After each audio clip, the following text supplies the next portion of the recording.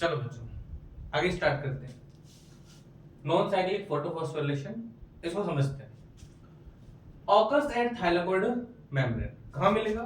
Thylakoid membrane के ऊपर मिलेगा। अभी हमने लोकेशन देखी थी थोड़ी देर पहले। Both PS first and PS second involve, इसके अंदर दोनों PS first, photosystem first and photosystem second, दोनों का इन्वॉल्वमेंट रहता है। अब नॉन साइक्लिक फोटोफॉस्फोरेशन को समझने से पहले एक चीज हमें बाद में परेशान करेगी, उसका नाम है रिडॉक्स पोटेंशियल। क्या नाम उसका? Redox potential. रिडॉक्स पोटेंशियल जो है वो क्या होता है? देखिए, मान लीजिए आपने केमिस्ट्री में पढ़ रखे मॉलिक्यूल पढ़े हैं, बड़े मॉलिक्यूल, उनके अंदर सेंटर में एक न्यूक्लियस होता है। न्यूक्लियस में न्यूट्रॉन और प्रोटॉन प्रेजेंट रहते हैं, और आउटर जो ऑर्बिट रहते हैं उनके अंदर इलेक्ट्रॉन्स मूव करते रहते हैं। ये आपने अच्छे से पढ़ रखा है केमिस्ट्री के अंदर, ठीक? तो यहां पर इलेक्ट्रॉन, मान लीजिए ये एक मॉलिक्यूल है, इसके अंदर फर्स्ट ऑर्बिट के अंदर 2 इलेक्ट्रॉन प्रेजेंट है, ठीक? अब क्या होता है redox potential? Ability of a molecule to hold और गेन ऑफ इलेक्ट्रॉन, यानी कि इलेक्ट्रॉन को पकड़ के रखना।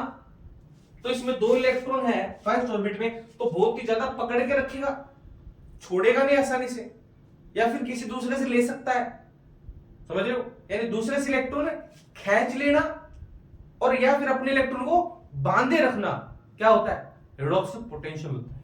अब इसके पास 2 इलेक्ट्रॉन है, स्टेबल है, रिडॉक्स पोटेंशियल की जो वैल्यू है वो हाई है।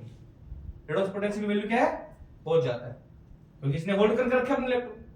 मैंने इसको एनर्जी प्रोवाइड कराई। क्या प्रोवाइड कराई? Energy. Energy H mu. Energy का जो टाइप होता है, मैं लाइट भी दे सकता हूं, इसको हीट भी दे सकता हूं। लाइट या फिर हीट के रूप में मैंने इसको एनर्जी प्रोवाइड करा। अब इसके जो इलेक्ट्रॉन थे, जो कि न्यूक्लियर अपने इसके ऑर्बिट के अंदर फर्स्ट ऑर्बिट में स्टेबल थे, वो इलेक्ट्रॉन बाहर वाले सबसे आउटर वाले ऑर्बिट के अंदर आ चुके हैं। यानी इलेक्ट्रॉन जो सबसे पहले इसने बांध के रखा था अपने अंदर, अब एनर्जी देते वो इलेक्ट्रॉन कहां चले गए? आउटर ऑर्बिट में चले गए। बट अब इसका रिडक्स पोटेंशियल बहुत कम हो गया, यानी कि अब इसकी इलेक्ट्रॉन को होल्ड करने की जो कैपेसिटी थी, जो एबिलिटी थी, जो कैपेबिलिटी थी, वो बहुत कम हो चुकी है। तो इलेक्ट्रॉन को होल्ड करने की कैपेसिटी इसकी कम हो गई। अब क्या होगा? ये जो इलेक्ट्रॉन है, जैसे मैं इस मॉलिक्यूल के पास कोई ऐसा मॉलिक्यूल ले जाऊं जिसका आरपी बहुत ज्यादा है, वो मॉलिक्यूल इससे फट से इलेक्ट्रॉन खींच लेगा। वो मॉलिक्यूल इससे फट से इलेक्ट्रॉन खींच लेगा। क्यों खींच लेगा? क्योंकि उसका आरपी हाई है, इसका आरपी लो है, ठीक? तो इस बात से आप क्या समझते हो?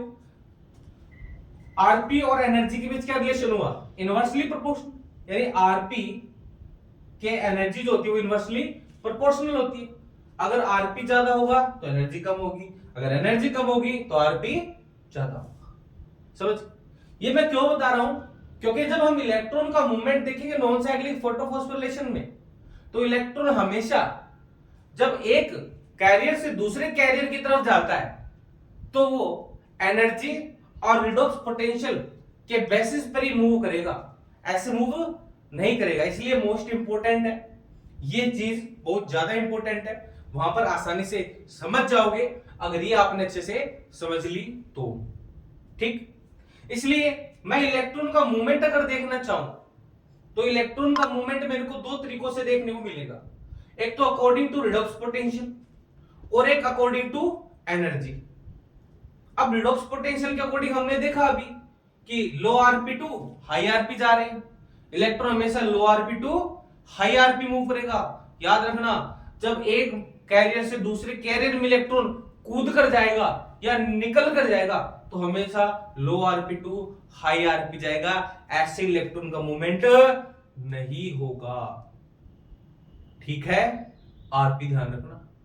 तो यहां पर low RP to high RP ही इलेक्ट्रॉन मूव करेगा, ऑलवेज डाउनहिल। अब इसको डाउनहिल क्यों बोला भाई? समझो, लो आरपी पर एनर्जी दी थी हमने इसको, एनर्जी इसकी हाई थी, और एनर्जी छोड़ता हुआ जब इलेक्ट्रॉन नीचे की तरफ जाता है, हाई एनर्जी से लो एनर्जी में जाता है, तो एनर्जी छोड़ता हुआ जाता है। एनर्जी छोड़ता हुआ जाता है, इसलिए इसको क्या कहा, ऑलवेज डाउन हिल। क्या कहेंगे, ऑलवेज डाउन हिल। ठीक, अब अकॉर्डिंग टू एनर्जी, एनर्जी के अकॉर्डिंग देखते हैं। High energy to low energy, high energy to यानी आरपी लो, इसका मतलब एनर्जी ज्यादा, high energy to low energy, ये क्या होता है, अप हिल से डाउन हिल। याद रखना, रिडॉक्स पोटेंशियल स्केल के बेसिस पर अगर कोई चीज पूछता है, या फिर इलेक्ट्रॉन एक मॉलिक्यूल या फिर एक कैरियर से दूसरे कैरियर में मूव करता है, हमेशा डाउन हिल ही जाएगा, हमेशा डाउन हिल ही जाएगा। अगर एनर्जी के रिस्पेक्ट में पूछे तो इलेक्ट्रॉन ऑलवेज ऑलवेज मूव करेगा up hill to down hill, up hill to down hill. Okay, very good, आगे समझते हैं।